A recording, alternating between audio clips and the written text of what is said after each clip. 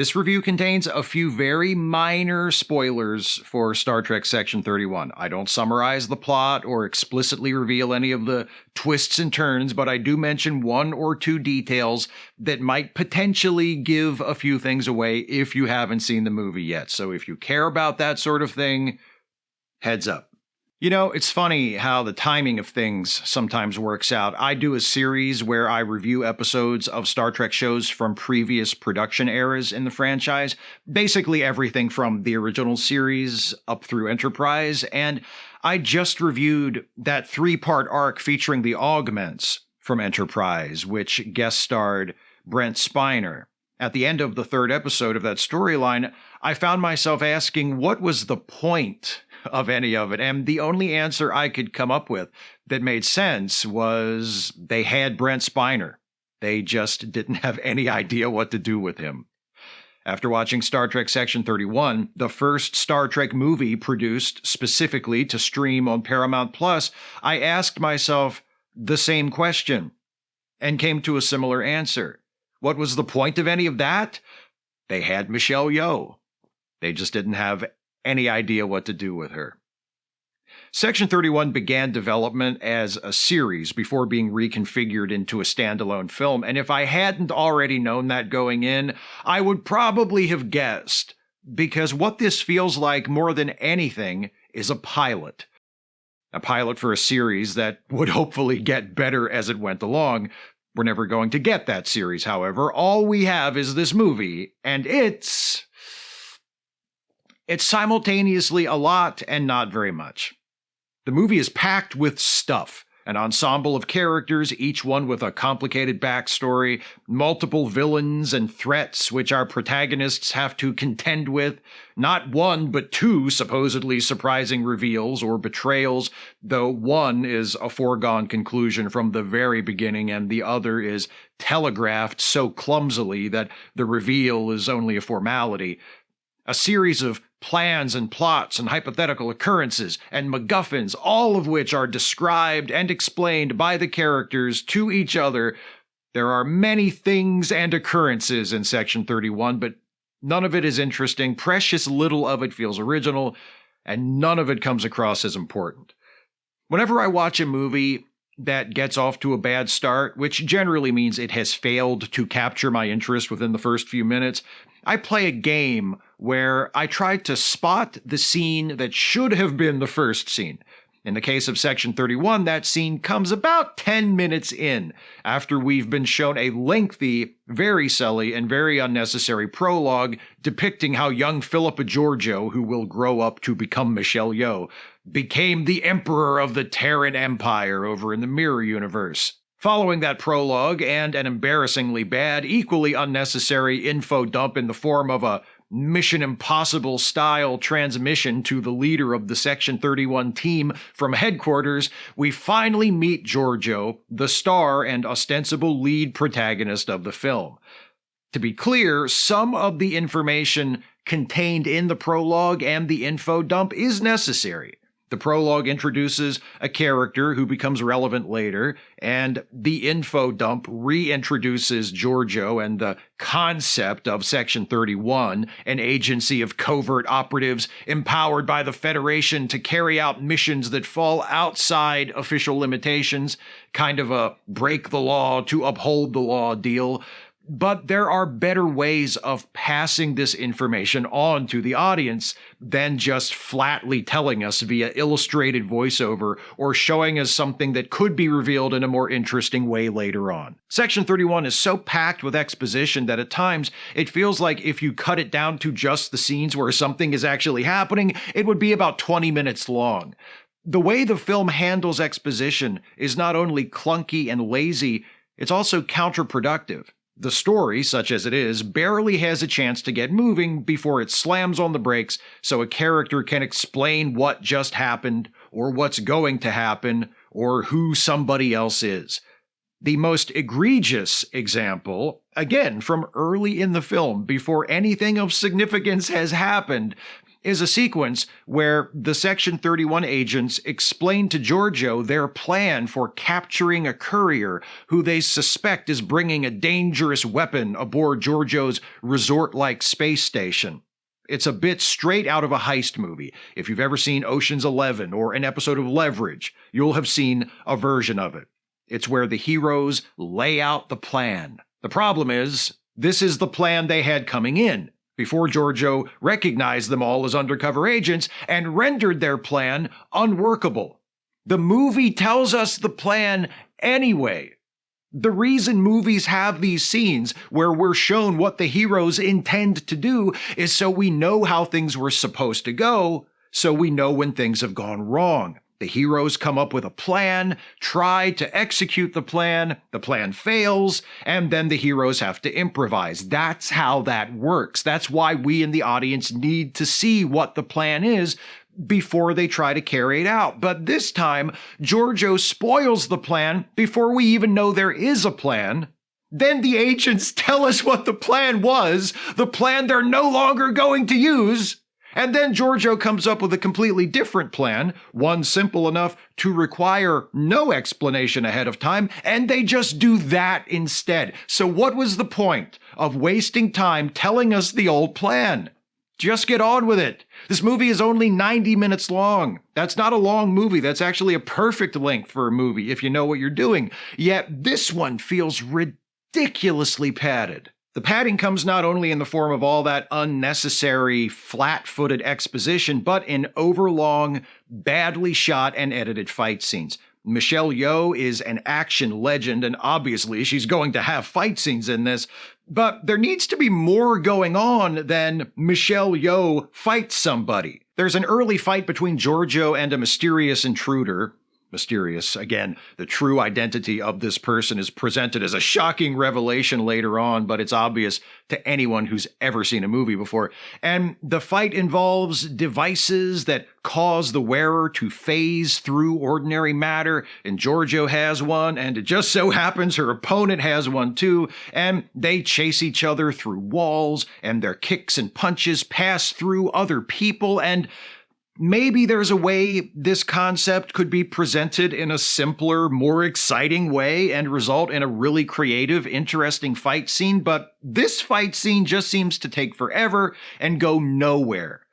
There's another fight scene late in the film between Alok, the leader of the Section 31 team, and an opponent who, at that point, is basically a robot on autopilot. The character who controlled the robot having fled earlier. So we have a fight with no emotional stakes and no real story being told, just two action figures taking turns punching and kicking each other until one of them wins. It's the definition of meaningless action. All of this is presented through hyperactive visuals, quick cuts, odd angles, supposedly impressive swooping crane shots and drone shots, and digitally assisted long pulls and pushes, which unfortunately never coalesce into a coherent style.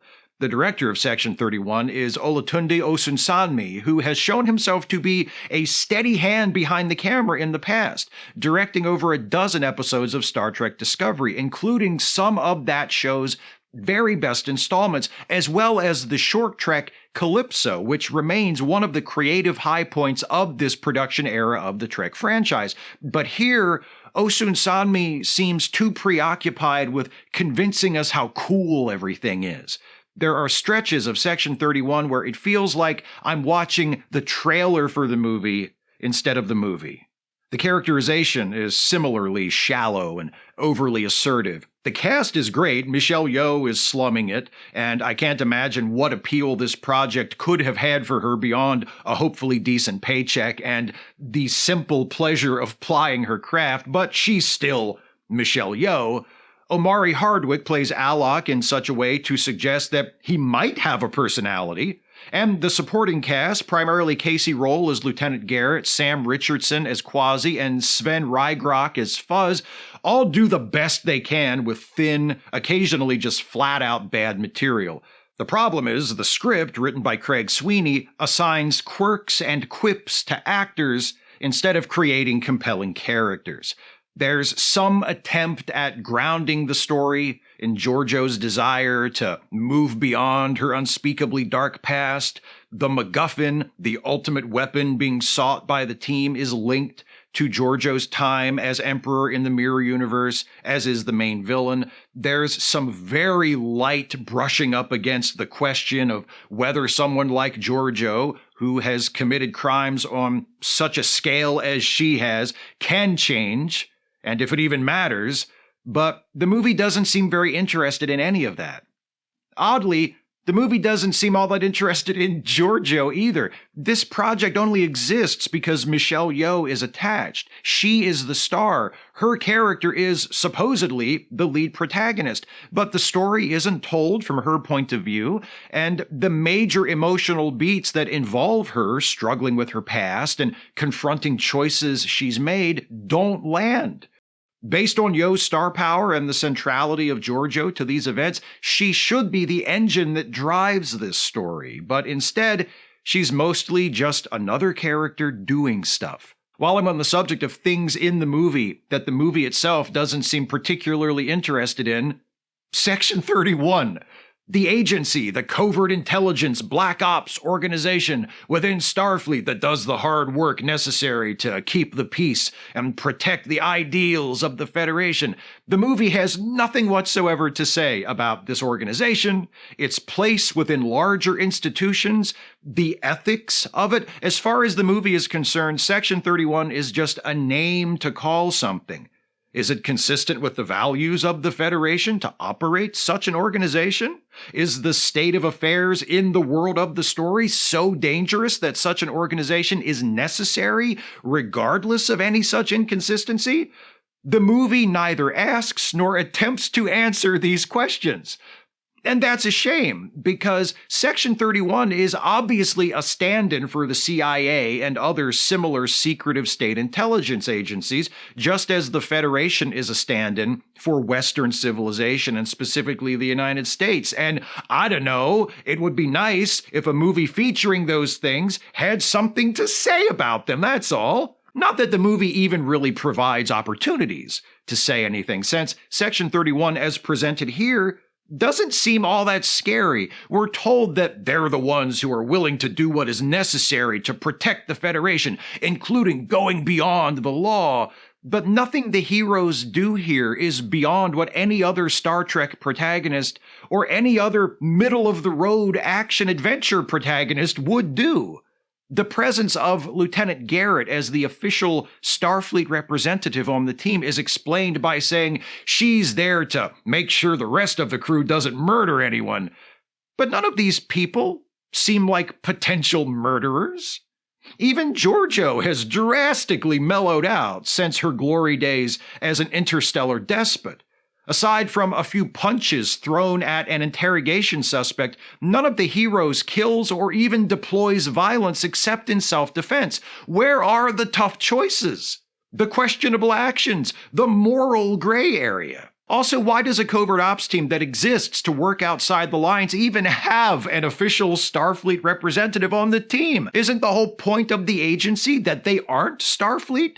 We're told the reason they're sent to Georgiou's space station in the first place is because it's outside Federation territory and Starfleet can't take any official action. But wouldn't sending a Starfleet officer into that territory on a mission that Starfleet has knowledge of count as taking official action? Also, if Garrett's there to make sure the rest of the team doesn't go too far in breaking the rules, why isn't she in charge of the team? She doesn't seem to have any special authority. She's just one of the gang, there to mostly follow orders and occasionally remind the others that they're not supposed to do anything too bad while they're never doing anything too bad. In a better, more compelling movie, inconsistencies like that wouldn't bother me. Probably wouldn't even register on the first viewing, in fact. But in a film this mediocre, that lack of clarity stands out as an additional example of lazy writing and is kind of frustrating. Another frustrating thing about Section 31 is that much of what it does or tries to do are things I think Star Trek should be doing. Other than Giorgio, who was introduced in Star Trek Discovery, and Garrett, who is technically a legacy character, having appeared as a minor but important supporting character in the great TNG episode, Yesterday's Enterprise, the film is happily free of familiar faces and familiar names. There are few, if any, obnoxious callbacks to Star Trek lore. There are no clumsy call forwards to the events of other Star Trek shows set later in the timeline. The film is freestanding and self-contained. It's a shame I have to point that out. It shouldn't be noteworthy, but it is, and I do appreciate it. I also appreciate the attempt at giving the movie a sense of humor. The attempt fails completely. The comic relief is a mess. The one-liners all fall flat, and the bickering between the characters elicits an impatient groan rather than a laugh, but at least they tried, right? I wish they'd tried a little harder, done a little better, but they tried. The movie isn't good. And I wish it was better, not just for its own sake and for my sake as someone who watched it, but because I would really like to see the Star Trek franchise move more in the direction of this kind of thing than continuing to wallow in legacy characters, nostalgia bait, and lore tourism seemingly designed to draw applause from cheerleading nerds at conventions. I want new voices and faces both in front of and behind the camera. I want new stories, new characters, new locations. I want new looks and new tones. I also want them to be a lot better than this.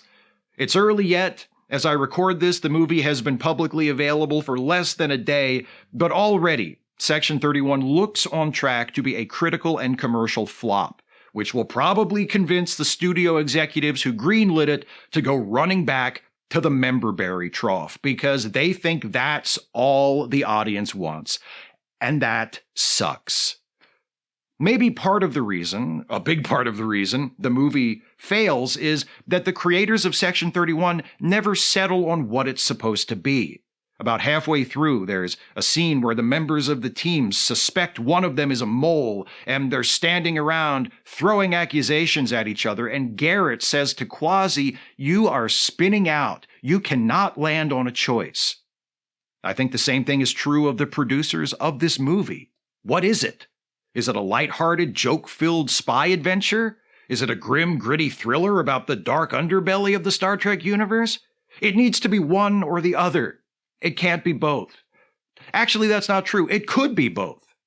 I just don't think the people who made this movie know how to do that. They should have landed on a choice.